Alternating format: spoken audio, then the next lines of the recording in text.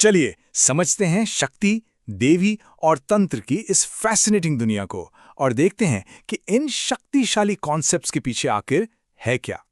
कभी सोचा है कि जो लोग एकदम टॉप पर पहुंचते हैं, जैसे कोई बड़ा क्रिकेटर हो या फिल्म स्टार या कोई बहुत बड़ा बिजनेस पर्सन, उनकी सक्सेस के पीछे क्या होता है? एक सोच ये भी है कि इसका जवाब देवी यानी डिवाइन फेमिनिन एनर्जी की पूजा में छिपा है। तो इस कनेक्शन को समझने के लिए सबसे पहले शक्ति के कॉन्सेप्ट को पकड़ना पड़ेगा। और ये सिर्फ एनर्जी या पावर जैसा शब्द नहीं है, ये वो बेसिक फोर्स है जो पूरे यूनिवर्स को चला रही है। और सबसे कमाल की बात क्या है कि ये एनर्जी अपने आप में ना तो अच्छी है ना बुरी। ये एक न्यूट्रल, एक रॉ पावर है जो ग्रहों की चाल से लेकर हमारी अपनी जिंदगी तक सब कुछ कंट्रोल करती है। ये बनाने की भी क्षमता रखती है और मिटाने की भी। देखें, बहुत से स्पिरिचुअल रास्ते त्याग की बात करते हैं कि सब कुछ छोड़ दो, लेकिन शक्ति उपासना का रास्ता एकदम अलग है। ये मानता है कि पावर जो है वो बाहरी दुनिया में सक्सेस यानी भोग के रूप में भी देख सकती है और अंदरूनी तौर पर स्पिरिचुअल ग्रोथ यानी मोक्ष के रूप में भी। तो सवाल ये उठता है कि इतनी बड़ी, इतनी विशाल इम्पर्सनल शक्ति से कोई जुड़े तो जुड़े कैसे? और जवाब है देवी के अलग अलग स्वरूपों के जरिए। जो अल्टीमेट सोर्स है, जिसे आदि पराशक्ति कहते हैं, वो इतनी विशाल है कि हम उसे सोच भी नहीं सकते, इमेजिन भी नहीं कर सकते। तो इसी अनइमेजिनेबल सोर्स को हमारे लिए समझने लायक बनाने के लिए वो दुर्गा या काली जैसे खास रूपों में प्रकट होती हैं, तब जाकर एक कनेक्शन बनाना मुमकिन हो पाता है।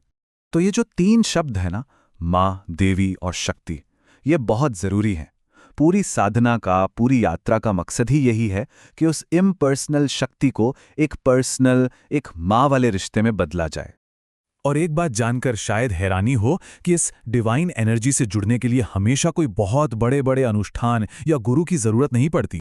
अगर कोई शुरुआत करना चाहता है तो एक बहुत ही पावरफुल और रेकमेंडेड तरीका है दुर्गा के 32 नामों का पाठ। ये एक ऐसा अभ्यास है जिसके लिए किसी तरह की फॉर्मल दीक्षा की जरूरत नहीं होती। बस एक दिया जलाकर पूरी श्रद्धा के साथ इसका पाठ किया जा सकता है। यह हमें पूजा के दो अलग अलग रास्तों पर ले आता है। देवी मार्ग में लक्ष्य एक योद्धा की तरह है, अपनी एनर्जी को ऊपर की ओर उठाकर परमात्मा से मिलना। वहीं दूसरी तरफ वैष्णव मार्ग में भक्त अक्सर विनम्र रहकर ऊपर से कृपा बरसने का इंतजार करता है। तो ये अप्रोच में बहुत बड़ा फर्क है। लेकिन जो लोग एक ज्यादा डायरेक्ट और कह सकते हैं इंटेंस रास्ता खोज रहे हैं, उनके लिए है तंत्र का मार्ग। तंत्र ये एक ऐसा शब्द है जिसे सबने सुना है, पर जिसे लेकर बहुत गलतफहमियां हैं। तो आखिर ये मिस्टीरियस स्पिरिचुअल टेक्नोलॉजी है क्या चीज? इसको ऐसे समझिए, तंत्र एक तरह का मेथडोलॉजी है, एक सिस्टम है जो भगवान शिव ने कलयुग के लिए दिया। ये एक सीधा रिजल्ट ओरिएंटेड रास्ता है, लेकिन इसमें गुरु और दीक्षा का होना बहुत बहुत जरूरी है ताकि सब कुछ सेफ्टी और सही तरीके से हो। अब तंत्र के अंदर भी मोटे तौर पर दो रास्ते हैं। एक है दक्षिणाचार यानी राइट हैंड पाथ। इसमें सिंबॉलिक चीजें इस्तेमाल होती हैं, जैसे शराब की जगह नारियल पानी चढ़ाना। और दूसरा है वामाचार यानी लेफ्ट हैंड पाथ।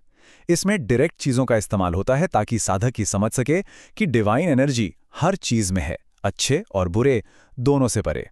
और ये जो इंटेंस रास्ता है, ये हमें देवी के सबसे उग्र, सबसे शक्तिशाली रूपों में से एक महाकाली की पूजा तक ले जाता है। काली के स्वरूपों की जो यात्रा है वो अक्सर श्यामा काली से शुरू होती है। ये वो रूप है जो गृहस्थों के लिए सबसे ज्यादा पूजनीय और सुलभ माना जाता है। इसके बाद साधना की इंटेंसिटी और बढ़ जाती है दक्षिणा काली के साथ।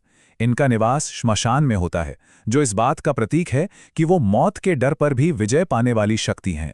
और फिर सबसे ऊंचे शिखर पर हैं गुह्य काली, गुप्त काली। ये सबसे इंटेंस और रेयर फॉर्म है जो पूरी तरह से जागी हुई कुंडलिनी एनर्जी को रिप्रेजेंट करती हैं।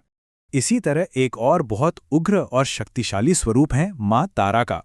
उनकी पहचान है उनकी कैंची, जिससे वो साधक की आध्यात्मिक तरक्की के रास्ते में आने वाली हर बेकार चीज को काटकर हटा देती हैं ताकि प्रोग्रेस तेजी से हो। तो इतने सारे रूप, मंत्र, इतने सारे अनुष्ठान, इन सब का आखिर असली मकसद क्या है? ये सिर्फ पावर हासिल करने के बारे में नहीं है। असल में ये जितनी भी साधना हैं, जितने भी मंत्र या रूप हैं, ये सब एक तरह के टूल्स हैं, औजार हैं। किस लिए? ताकि शक्ति की उस अनंत इनपर्सनल फोर्स के साथ एक पर्सनल रिश्ता बनाया जा सके। एक ऐसा रिश्ता जो प्रोटेक्ट करे, जो संभाले। और ये सब हमें वापस उसी एक सवाल पे ले आता है, शक्ति का असल मतलब क्या है? क्या ये सिर्फ बाहरी दुनिया की कामयाबी है या फिर एक गहरा अंदरूनी कनेक्शन? ये सोचने वाली बात है कि किसी की अपनी जिंदगी में शक्ति, चाहे वो सांसारिक हो या आध्यात्मिक, उसकी क्या भूमिका है।